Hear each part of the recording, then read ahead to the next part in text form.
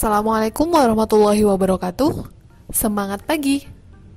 Meski kalian membuka video ini tidak dalam keadaan pagi hari, semoga berkah semangat belajar tertinggi senantiasa menerangi kalian layaknya mentari hangat di pagi hari. Dan kata selamatnya Ustadzah persembahkan kepada kalian karena telah berhasil melanjutkan pendidikan kalian ke level yang lebih tinggi. Selamat datang di keluarga besar SMA Bina Insan Mandiri. Kalau dulu di SMP kalian mengenal mata pelajaran IPA, maka di SMA ini IPA dipecah menjadi beberapa subbagian lagi. Salah satunya yaitu fisika. Perkenalkan, saya Ustadzah Fatma, insya Allah akan membimbing kalian selama mempelajari fisika di kelas 10 ini. Selamat menyimak materinya.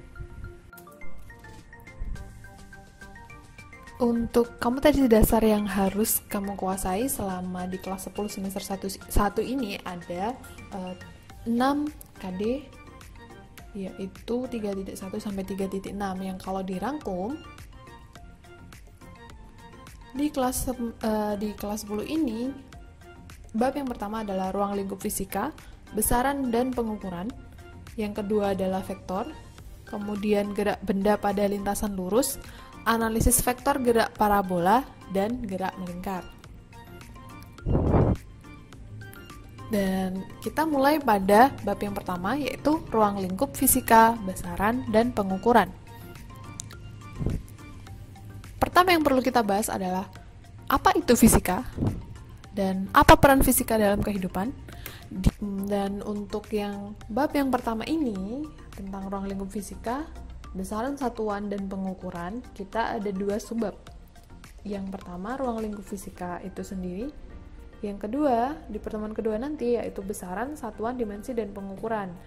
Ada 3 yang kita bahas dalam ruang lingkup fisika, dan ada 6 dalam besaran, satuan, dimensi, dan pengukuran ini.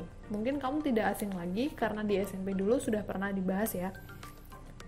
Ya, sekarang kita bahas tentang ruang lingkup fisika. Tadi ada 3 yang dibahas. Yang pertama adalah hakikat fisika tadi atau penerapan fisika, kemudian metode ilmiah, dan keselamatan kerja. Di penerapan fisika kita belajar tentang hakikat fisika sampai manfaat fisika itu seperti apa. Kemudian di metode ilmiah, bagaimana kita belajar tentang kriterianya metode ilmiah itu bagaimana, langkah yang harus dijalankan ketika menerapkan metode ilmiah, kemudian sikap ilmiah ketika menjalankan metode ilmiah tersebut. Dan untuk keselamatan kerja itu digunakan ketika di laboratorium. Nah, yang pertama tentang makna fisika. Pertama kita untuk belajar makna fisika berarti pengertian fisika itu seperti apa. Jadi fisika itu berasal dari istilah dalam bahasa Yunani yang artinya adalah alam. Maka yang dimaksud dengan fisika itu berdasarkan istilah adalah ilmu pengetahuan yang mempelajari tentang sifat dan gejala benda yang ada di alam.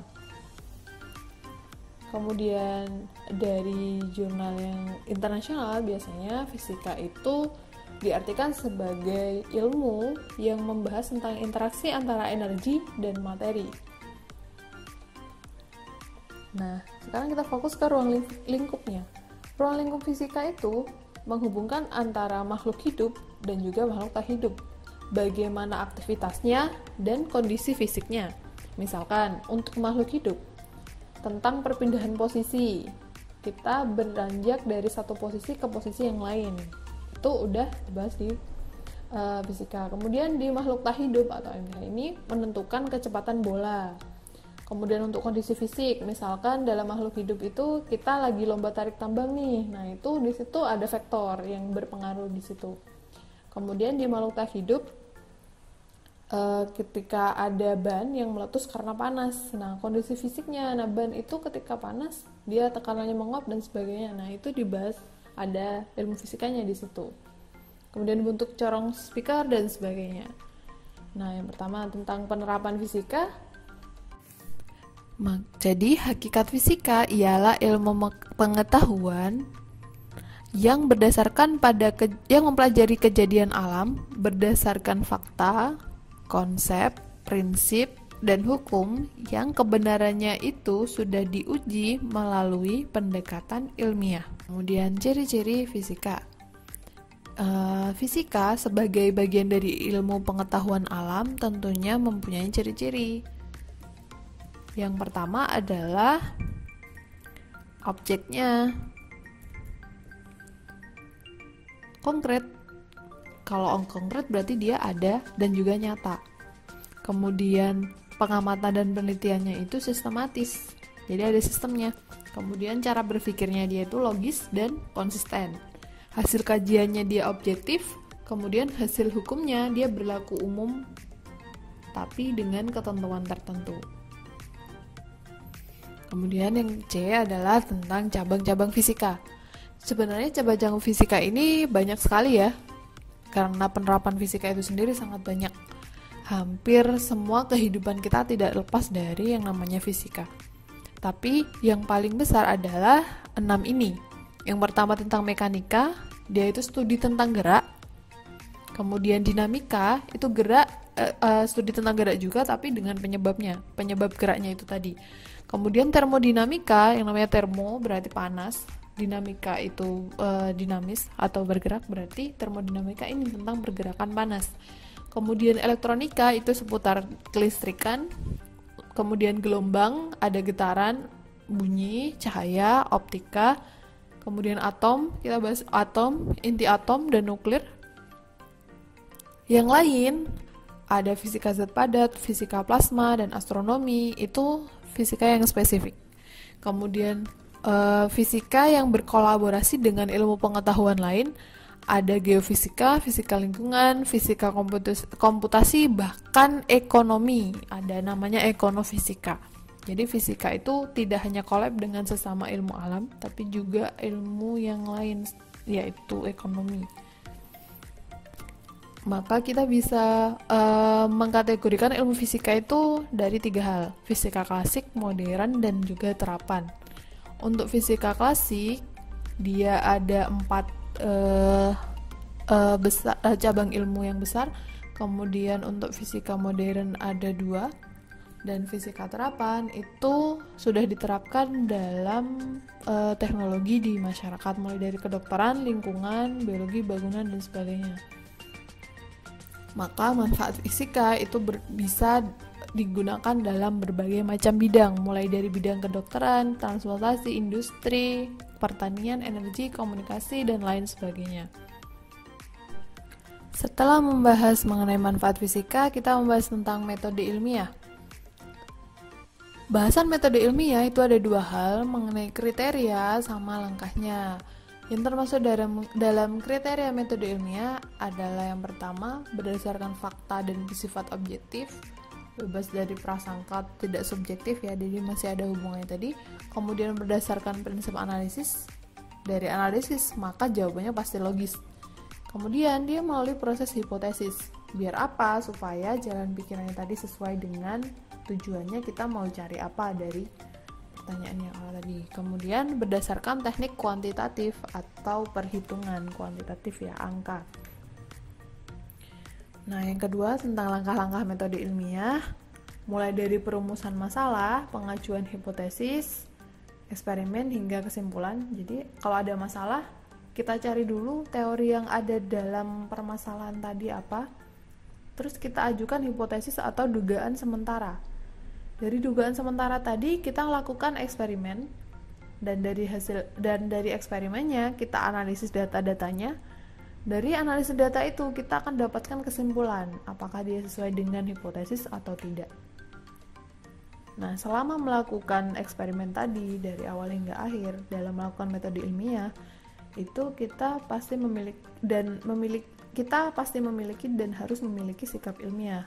Ada banyak, mulai dari dia kamu harus memiliki rasa ingin tahu ketika merumuskan masalah tadi, kemudian berani mencoba, jujur terhadap fakta, dan lain sebagainya. Nah, yang ketiga tentang keselamatan kerja. Di keselamatan kerja ini tujuannya ada beberapa macam. Yang pertama, melindungi praktikan dalam praktikum, menjamin keselamatan, kemudian menjamin sumber produksi dan peralatan di praktikum tadi, mencegah dan mengurangi kecelakaan di lab, kemudian memberikan pertolongan pertama kalau ada kecelakaan di lab. Kemudian tujuannya, dari tujuan itu kemudian upaya yang dilakukan, bersikap hati-hati dalam melakukan percobaan, kemudian memperlakukan secara khusus alat yang berhubungan dengan gelas kaca, listrik, dan sebagainya, hingga ada 5 ini tadi. Nah, dari yang sudah kita pelajari, kita bisa belajar atau menarik kesimpulan bahwa hakikat fisika adalah kita dari melihat fenomena alam melalui metode ilmiah, yaitu dengan mengamati dan mencatat, jadi kita bisa merumuskan masalah, kemudian kita membuat hipotesis atau teori dari yang sudah ada, kemudian kita olah data dan kita amati tadi, kita analisis, kita lakukan eksperimen, kemudian kita analisis, terus kita tadi itu untuk menguji hipotesis atau teori. Nah, hasilnya adalah hukum-hukum alam, di mana hukum-hukum alam ini diuji kembali entah di lab ataupun di alam. Untuk apa? Untuk menjelaskan fenomena-fenomena lain, dan itu harus bisa. Ini berkesinambungan. Nah, tujuan akhirnya adalah supaya bermanfaat bagi manusia. Nah, sekarang tugasmu ada 2 dan akan Ustadzah cantumkan di Google Classroom, yaitu tentang bidang apa yang kira-kira tidak disentuh oleh ilmu fisika, dan kalau di rumahmu bidang apa yang disentuh oleh ilmu fisika dan dalam cabang apa. Demikian presentasi dari Ustadzah tentang subbab yang pertama di bab pertama ini. Jika ada pertanyaan bisa dihubungi di email Ustadzah berikut. Demikian materi yang Ustadzah sampaikan, kurang lebihnya Ustadzah mohon maaf. Wassalamualaikum warahmatullahi wabarakatuh.